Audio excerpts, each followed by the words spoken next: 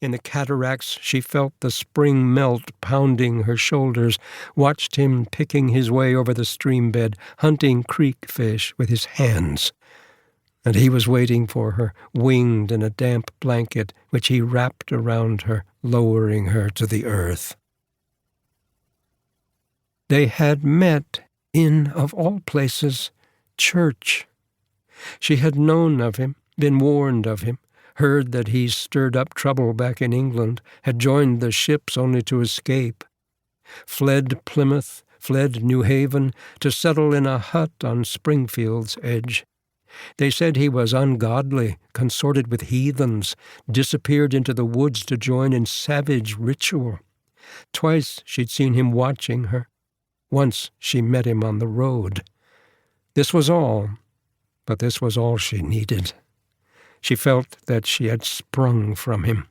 He watched her through the sermon, and she felt her neck grow warm beneath his gaze. Outside, he asked her to meet him in the meadow, and in the meadow he asked her to meet him by the river's bank. She was to be married to John Stone, a minister of twice her age, whose first wife had died with child. Died beaten with child, her sister told her, died from her wounds. On the shore, beneath the watch of egrets, her lover wrapped his fingers into hers, made promises, rolled his grass sprig with his tongue. She'd been there 7 years.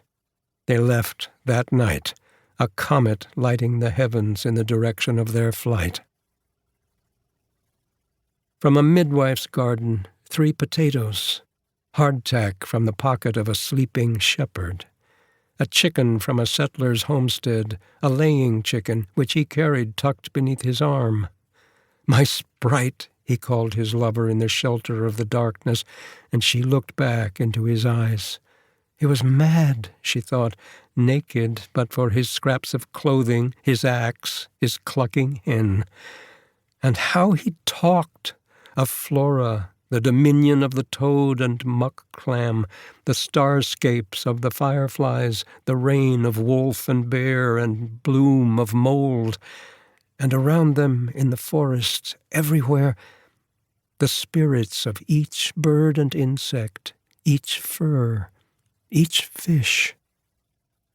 She laughed, for how could there be space? There'd be more fish than river, more bird than sky, 1,000 angels on a blade of grass. "Shh," he said, his lips on hers, lest she offend them, the raccoon, the worm, the toad, the will-o'-the-wisp. They ran. They married in the bower, said oaths within the oaken hollow. On the trees grew mushrooms large as saddles, gray birds, red snakes, and orange newts, their witnesses. The huckleberries tossed their flowers, the smell of hay rose from the fern they crushed, and the sound, the whir, the roar of the world. They ran. The last farms far behind them, now only forest. They followed Indian paths through groves hollowed by fire, with high green vaults of celestial scale. On the hottest days they climbed the rivers, chicken on his shoulder, her hand in his. Mica dusted her heels like silver, damselflies upon her neck. Flying squirrels in the trees above them, and in the silty sand the great tracks of cats. Sometimes he stopped and showed her signs of human passage. "Friends," he said, and said that he could speak the language of the people this side of the mountains. But where were they, she wondered, and she stared into the green that surrounded them, for fear was in her, and loneliness, and she didn't know which one was worse. And then one morning they woke in the pine duff, and he declared they were no longer hunted. He knew by the silence, the air, the clear warp of summer wind. The country had received them. In the colony, 2 black lines were drawn through 2 names in the register. The children warned of thrashings if